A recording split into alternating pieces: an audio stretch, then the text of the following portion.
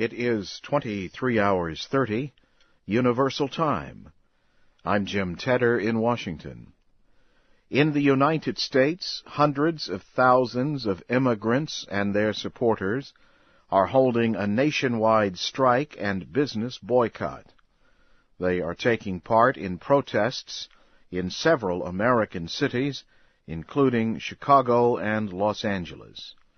Police in Chicago say about 300,000 people gathered. Those in Los Angeles expect 500,000 to demonstrate. The protesters want to pressure American lawmakers to act on proposed immigration reform. The strike and boycott are meant to show the importance of illegal immigrants to the nation's workforce and economy. About 11 million illegal immigrants are living in the United States. The proposed immigration legislation would strengthen border security. It would also provide illegal immigrants with a way to become American citizens. An American diplomat is going to take part in peace talks between the Sudanese government and rebels from the Darfur area of Sudan. Deputy Secretary of State Robert Zellick will assist the African Union at the talks in Abuja, Nigeria. The rebels want changes to a proposed peace agreement, including increased representation in the central government. They also want better terms for moving rebel fighters into the Sudanese army. On Sunday, thousands of protesters gathered in Washington, D.C. to demand an end to violence in Darfur. The conflict has killed about 180,000 people in 3 years. Millions of people have been forced to leave their homes. Russian officials say more than 1 million people have marched in Moscow and other cities to support workers on May Day. In Britain, thousands of workers gathered in London to demonstrate against health cuts and job insecurity. In Greece, thousands marched in Athens to protest the war in Iraq and the government's economic policies.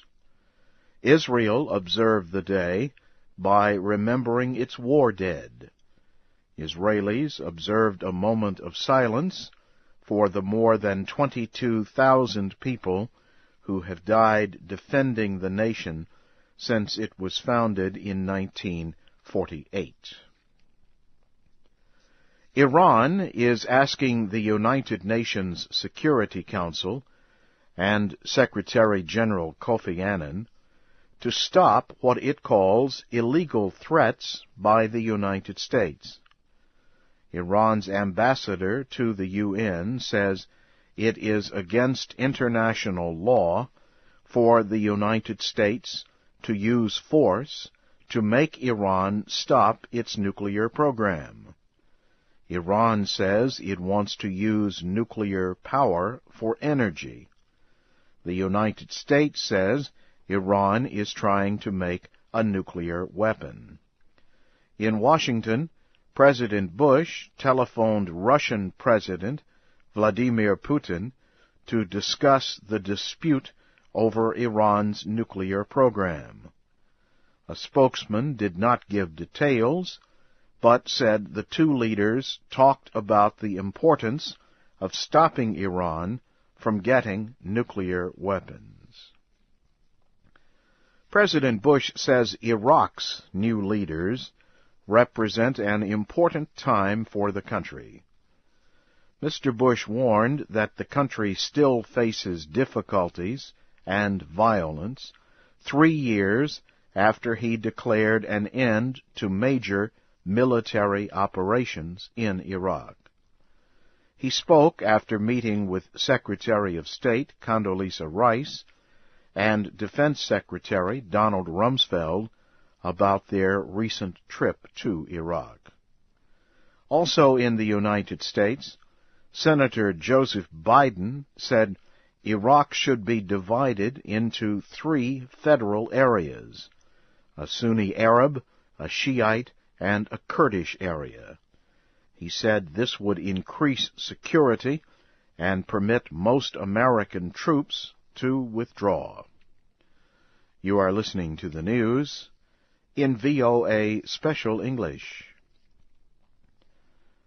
Officials in India's northern Uttaranchal state say an explosion at a paper factory has killed at least 15 workers and injured more than 50 others.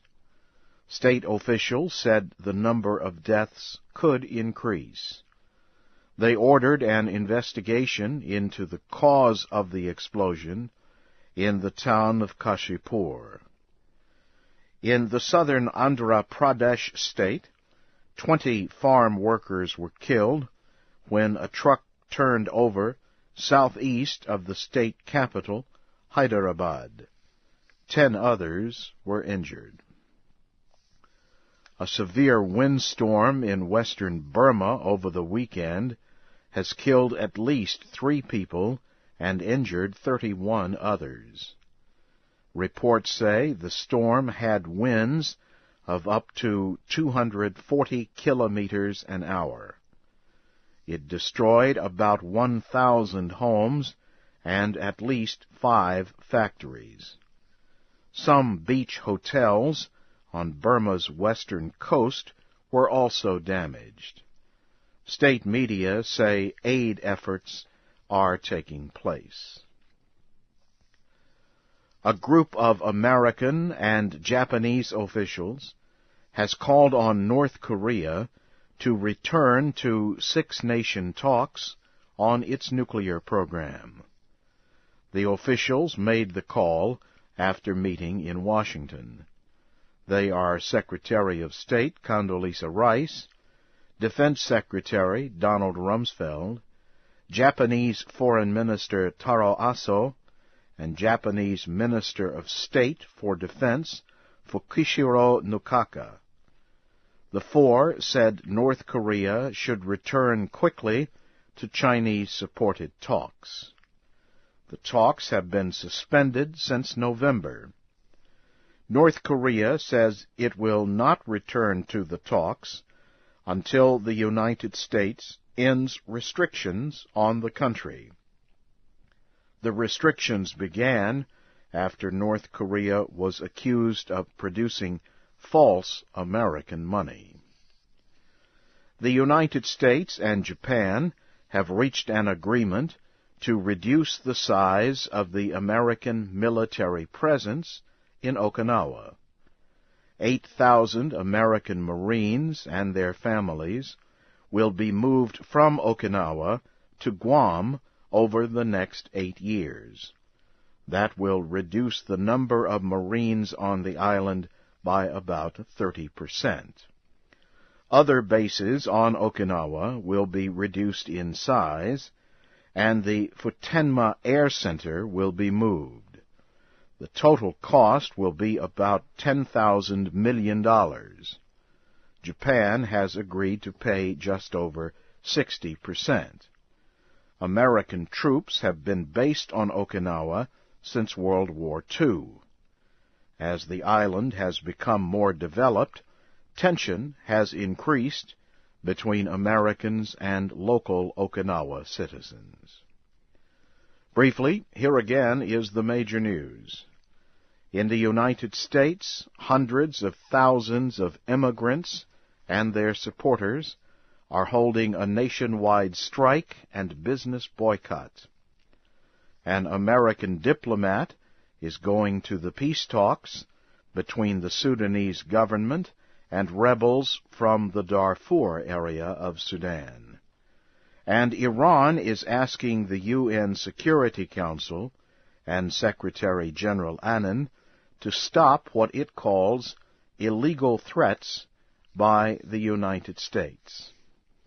And that's the news in VOA Special English. Jim Tedder reporting.